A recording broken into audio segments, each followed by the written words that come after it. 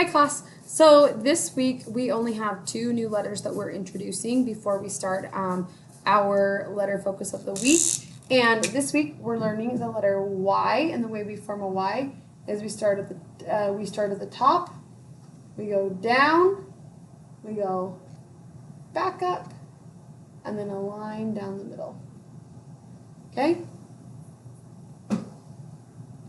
For a little Y, we go diagonal down and then up to the middle, and diagonal down in the ocean. This also is a Y where you go down, around, up, and then down in the ocean with a fish hook.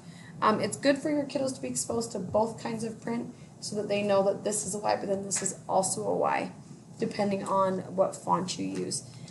For our Z, we do a little line over, a diagonal down to the bottom, and a little line across. For our little Z, we start in the middle, we go a little line over, diagonal line down, and a little line over. So we have Y and Z for our letters this week. Good luck as you practice them.